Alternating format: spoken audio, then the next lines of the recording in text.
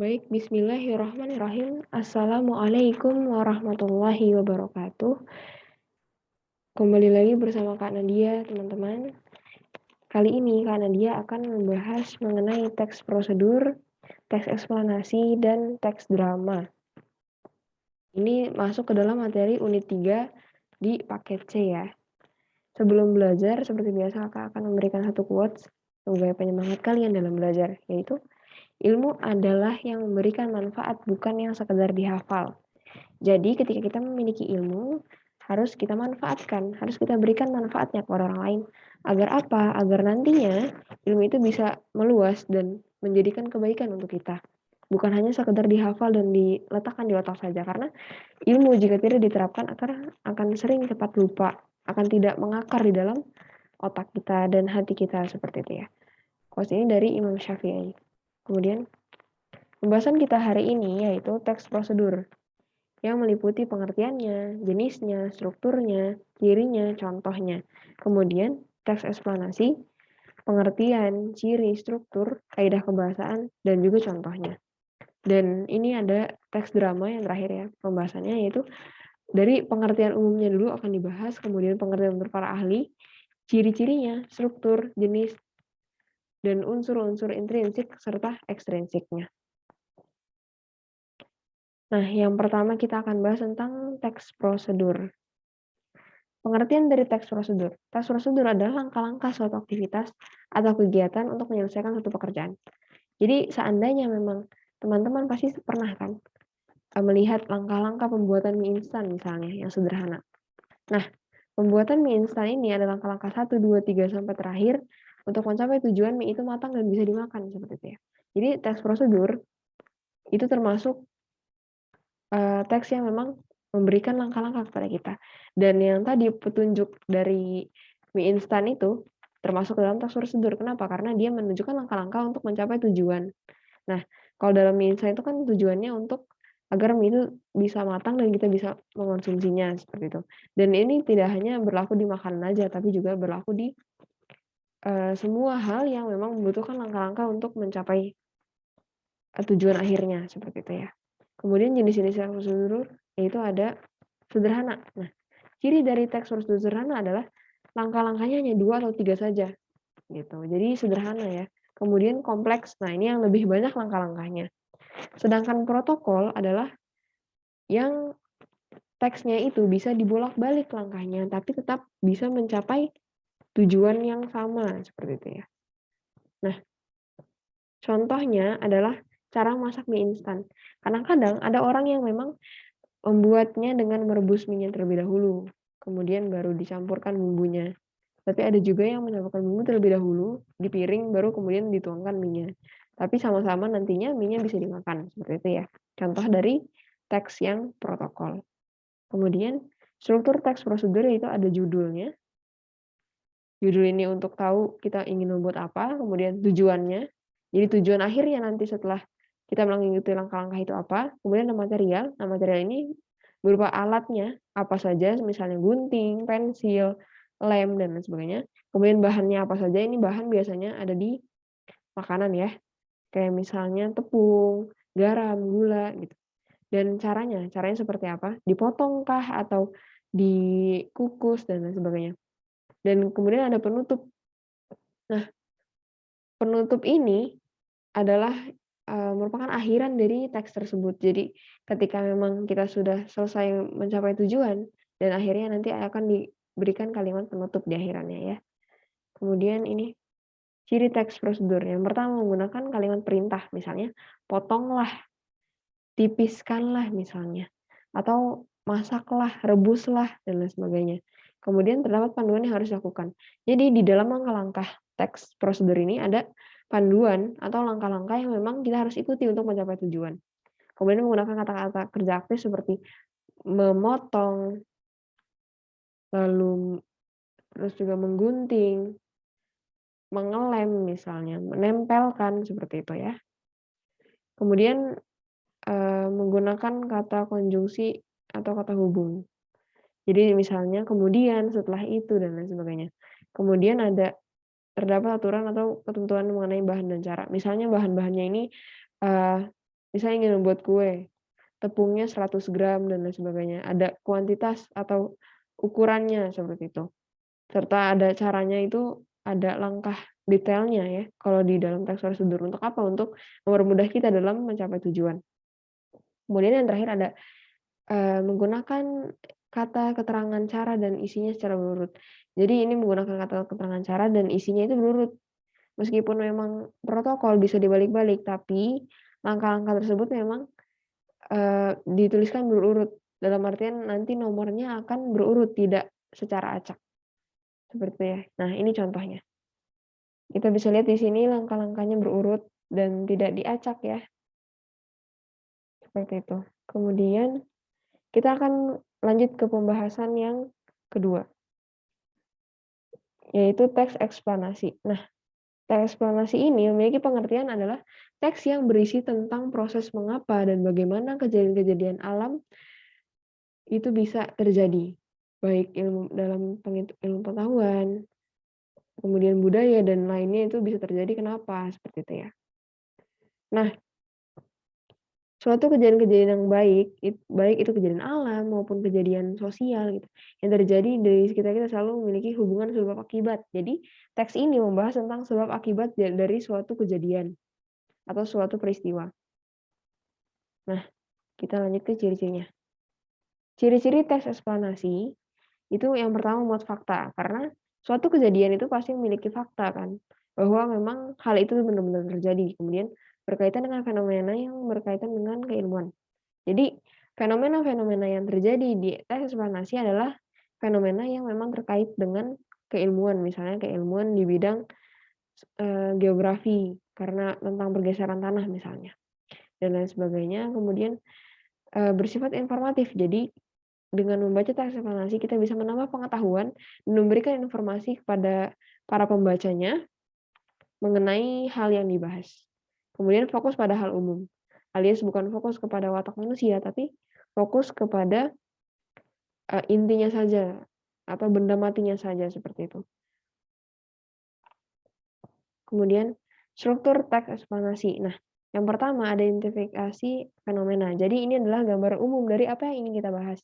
Kita buat identifikasi fenomena fungsinya untuk agar orang mengetahui gambaran umum atau secara garis besarnya apa yang ingin kita bahas. Kemudian dilanjutkan dengan rangkaian kegiatan. Nah, rangkaian kegiatan ini adalah membahas tentang penyebab dan akibat yang ditimbulkan dari fenomena tersebut.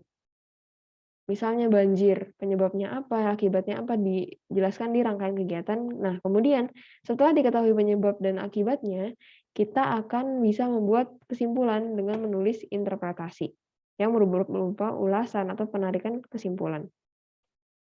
Kemudian kaidah kebahasaan dari teks eksplanasi adalah menggunakan kalimat pasif. Kalau tadi aktif itu menggunakan kata depannya ya, memotong, memasak gitu.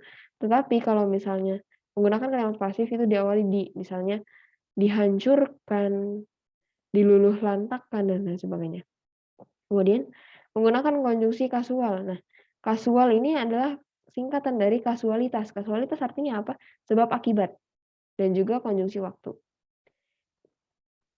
Nah, terdapat istilah ilmiah juga. Nah, jadi ketika memang ingin membahas eksplanasi dari sudut pandang ilmu lain menggunakan rujukan dari ilmu lain, maka akan muncul istilah-istilah ilmiah. Misalnya di dalam geografi adalah istilah ilmiahnya tanah itu apa, seperti itu. Kemudian menggunakan kata kerja material, yaitu kata kerja yang memang langsung terlihat oleh kita, kelihatan fisiknya, dia sedang melakukan apa, seperti itu. Dan bersifat informatif, memberikan informasi kepada kita tentang hal yang dibahas di dalam teks eksplanasi. Kemudian lanjut ke, ini contohnya, tentang banjir ya. Dengan membaca teks ini kita akan menambah pengetahuan tentang banjir secara lebih dalam, serta cara pengatasannya atau cara mengatasinya gitu. Jadi untuk mengatasinya bagaimana? Nah, yang kita bisa bahas. Nah, di sini ini dari berbagai faktor ya. Nah, kita bisa tahu cara solusinya adalah dari nanti ketika ada interpretasi atau kesimpulan. Kemudian kita lanjut ke pembahasan yang ketiga, yaitu teks drama. Pengertian dari teks drama adalah secara etimologis, ini secara umum ya.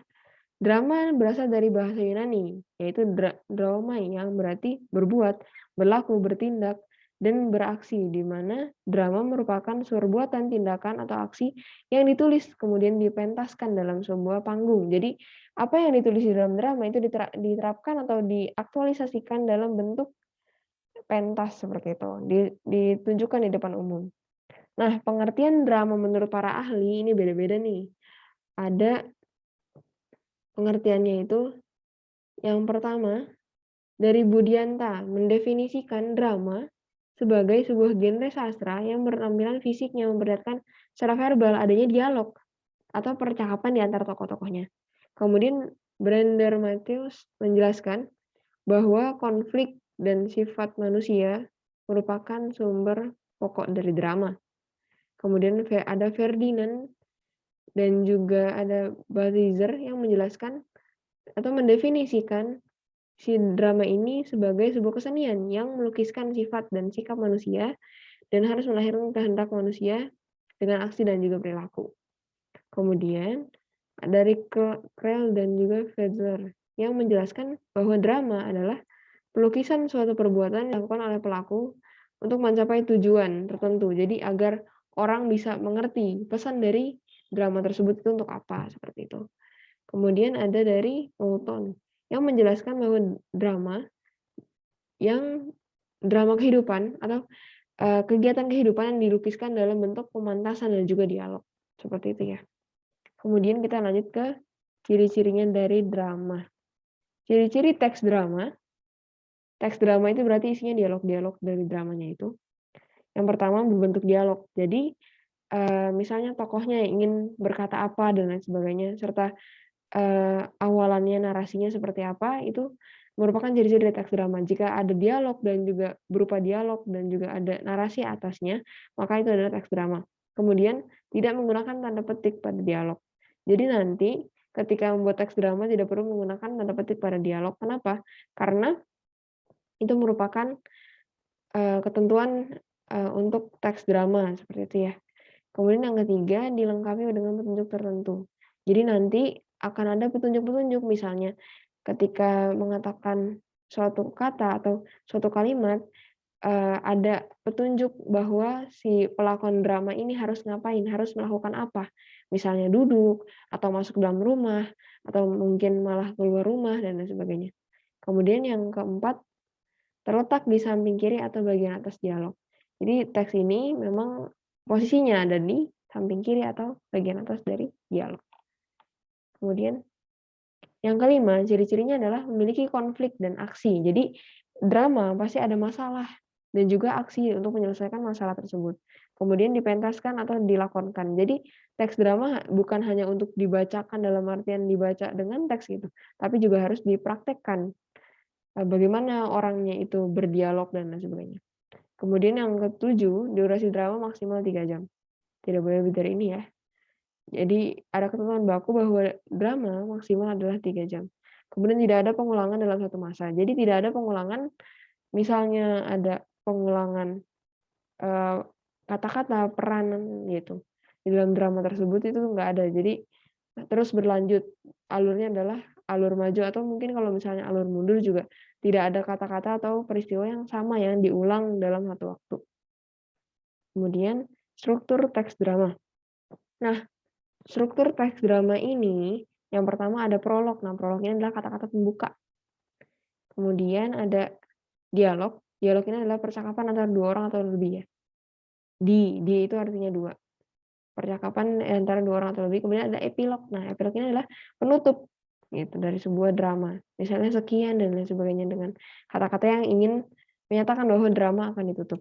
Kemudian bagian dari teks drama itu orientasi. Nah, orientasi ini menentukan aksi dalam sebuah waktu atau tempat. Jadi dalam membuat teks drama harus tahu nih orientasinya. Jadi ingin mengatakan apa, ingin beraksi seperti apa, itu harus ditentukan terlebih dahulu. Kemudian ada komplikasi. Nah, komplikasi ini adalah tempat untuk mengembangkan konflik dari cerita, masalah dari cerita yang ada di dalam cerita, dan mengembangkan konflik serta menentukan klimaks itu adalah puncak konflik dari drama tersebut.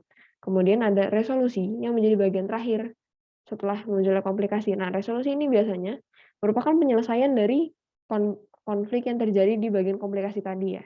Jadi sekaligus dengan penutup drama akan ada di resolusi. Kemudian lanjut, jenis-jenis teks drama. Nah, jenis-jenis teks drama ini ada banyak nih.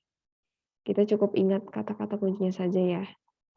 Yang pertama adalah drama modern. Drama modern adalah drama yang menggunakan teks atau naskah drama. Nah, drama tradisional itu tidak menggunakan teks. Ingat ya, ada tidaknya naskah, berdasarkan ada tidaknya naskah. Modern menggunakan teks, drama tradisional tidak menggunakan teks. Kemudian, berdasarkan bentuk percakapannya. Ada drama puisi, yaitu drama yang percakapannya disusun dalam bentuk puisi, dan menggunakan unsur-unsur puisi, sedangkan drama prosa adalah yang bentuknya prosa, alias hanya kalimat-kalimat saja seperti itu ya. Kemudian ada berdasarkan sajian dari isinya. Yang pertama ada drama tragedi, itu drama yang menampilkan tokohnya dalam keadaan sedih atau muram, misalnya sedang dalam masalah, seperti itu ya. Kemudian ada drama komedi yang memang tujuannya untuk menghibur, dan ada juga yang kombinasi, yaitu tragikomedi, yaitu kombinasi dari tragedi dan juga komedi. Jadi ada sisi senangnya, ada sisi sedihnya, seperti itu ya. Kemudian dari kuantitas percakapannya. Yang pertama ada pantomim, yaitu pementasannya tidak menggunakan kata-kata, tapi lebih ke gerak tubuh. Misalnya contohnya Chaplin, seperti itu ya. Kemudian ada mini kata, yaitu hanya sedikit saja menggunakan kata-kata. Kemudian ada monolog, yaitu memang hanya satu orang yang menerapkan dialog tersebut. Jadi maaf, bukan dialog, tapi kata-kata yang ada dalam teks drama tersebut. Jadi pemerannya hanya satu orang saja. Kemudian drama dialog, yaitu yang memang 2 orang atau lebih, seperti yang kita kenal sekarang ya, drama dialog itu. Jadi yang menggunakan perannya itu ada 2 orang atau lebih. Jadi pemerannya beda-beda. Kemudian ada unsur-unsur teks drama. Unsur-unsur teks drama ini ada unsur intrinsik dan juga ekstrinsik. Intrinsik itu yang di dalam drama, sedangkan ekstrinsik adalah faktor-faktor pembangun yang ada di luar drama. Nah, unsur-unsurnya ini intrinsiknya ada tokohnya yaitu yang memerankannya ya. Kemudian latar, tempatnya di mana, alurnya seperti apa, jalannya ceritanya seperti apa, temanya apa, jadi inti dari drama itu apa, dan amanat, apa yang kita bisa ambil dari drama tersebut. Kemudian ada unsur ekstrinsik. Nah, unsur ekstrinsik ini memang ada di luar drama, berasal dari luar drama. Tetapi ini bisa memengaruhi drama tersebut. Dimulai dari biografi pengarang. Jadi biasanya pengarangnya ini dia suka di bidang apa, ini akan mempengaruhi teks dramanya dia. Kemudian falsafah hidupnya juga akan berpengaruh, atau dasar-dasar hidupnya, filosofi hidupnya akan berpengaruh kepada teks drama, akan membuat genre sedih, senang, dan lain sebagainya. Kemudian unsur sosial, budaya masyarakat, ini juga akan pengaruh. Kenapa? Karena di latar itu biasanya menggambarkan latar dari si pembuat drama, si pengarang drama itu.